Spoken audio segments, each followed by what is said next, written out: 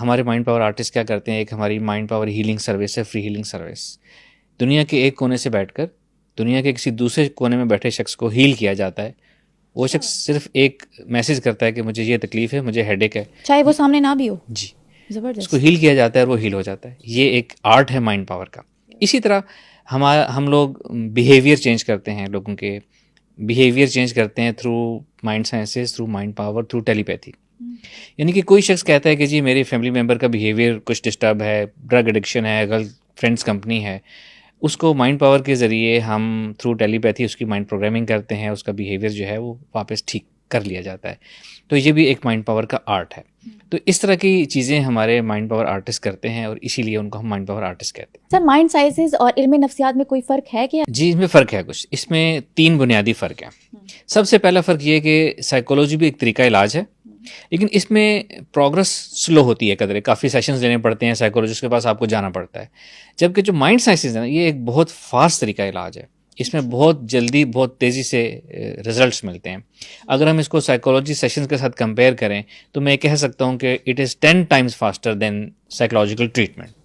پھر لوگ زیادہ تر سائیکالوجسٹ کے پاس کیوں جاتے ہیں؟ اویئرنیس نہیں ہے؟ کیونکہ اویئرنیس نہیں ہے. ایک تو یہ مائنڈ سائنسز کے علوم اور ان کا استعمال کیا یوٹیلائزیشن ہے اتنا عام نہیں ہے. دوسرا، مائنڈ سائنسز سیکھنے کے جو شوقین لوگ ہوتے ہیں وہ جنرلی سائیکولوجسٹ ہی سیکھ رہے ہوتے ہیں کیونکہ انہوں نے کلینکل تھراپیز وغیرہ کرنی ہوتی ہیں.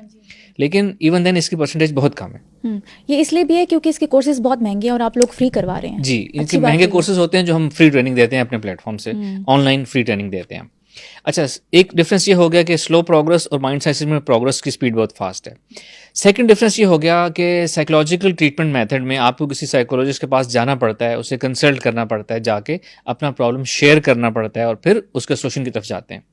جبکہ مائنڈ سائنسز میں ایسی چیزیں موجود ہیں، ایسی سیلف ہیلپ ٹیکنیکس، ایسی مائنڈ ایکسرسائزز، ایسی ہپنوسس کے موڈیولز، پلیٹ فارم موجود ہیں جن کو انسان خود یوز کر کے بغیر کسی سے اپنا پرابلم شیئر کیے ان چیزوں کو خود یوز کر کے اپنا مسئلہ سالو کر سکتا ہے. واو، مطلب کانفیڈینشیلٹی بھی ہوتی ہے اور آپ اپنا کام بھی کر لیتے ہیں. You can solve your problems without sharing them with any one. Amazing, کیا بات ہے. اور تھرڈ ڈفرینس اس کا یہ ہے، سائیکولوجی، علم نفسیات کا یہ ماننا ہے، علم نفسیات کا جو پورا تھیم ہے وہ اس پہ بیس کرتا ہے کہ ہم لوگوں کے برے رویوں کو تبدیل نہیں کر سکتے، ہم مشکل حالات کو تبدیل نہیں کر سکتے، لیکن ہم کیا تبدیل کر سکتے ہیں کہ ہم نے مشکل حالات کو اور برے رویوں کو رسپونڈ کیسے کرنا ہے، ہم یہ تبدیل کر سکتے ہیں.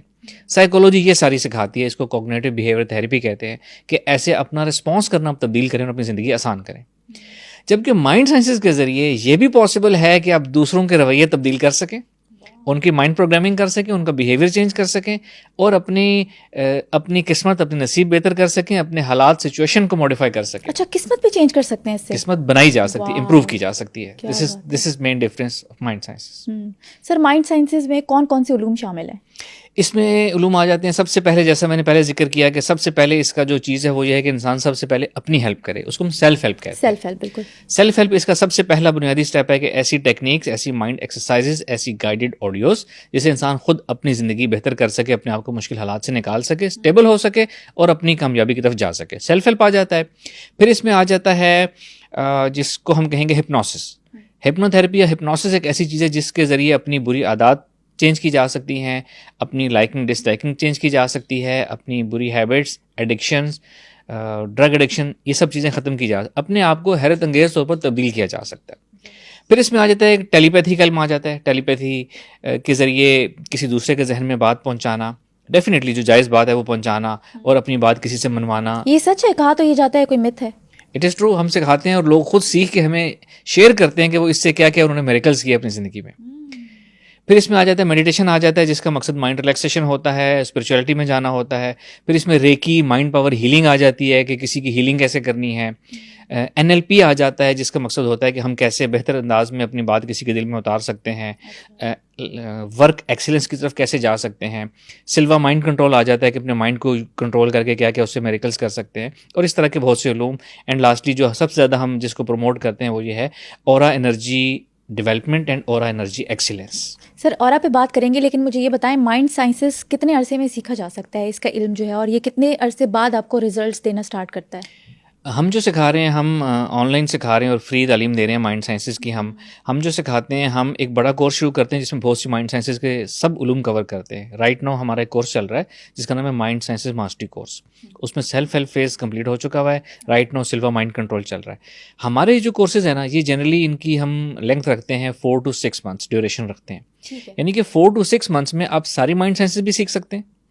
پرفیکشن تب آئے گی جب آپ اس کو ریگولرلی پریکٹس کریں گے. یہ صرف اکیڈیمک لیکچرز نہیں ہوتے, ان کو پریکٹس کرنا ہوتا ہے. کسی نے 6 months اٹینڈ کر کے چھوڑ دیا تو اس کی چیز ختم ہو جائے گی. جو پریکٹس کرتا رہے گا چلتی رہے گی. اگر کسی نے صرف ہپنوسس سیکھنا ہے تو 1 to 2 months میں سیکھا جا سکتا ہے. کسی نے صرف ٹیلیپیتھی سیکھنی ہے 1 to 2 months میں بہت اچھی سیکھی جا سکتی ہے. پھر پریکٹس کرنی ہوگی. اگر ہم ان کے ریزلٹس کی بات کریں تو جب آپ سیکھ جاتے ہیں نا ان کو تو پھر ریزلٹس آپ کو ڈیز میں ملتے ہیں. Within days within weeks بہت اچھے ریزلٹس ملتے ہیں ان کے آپ کو.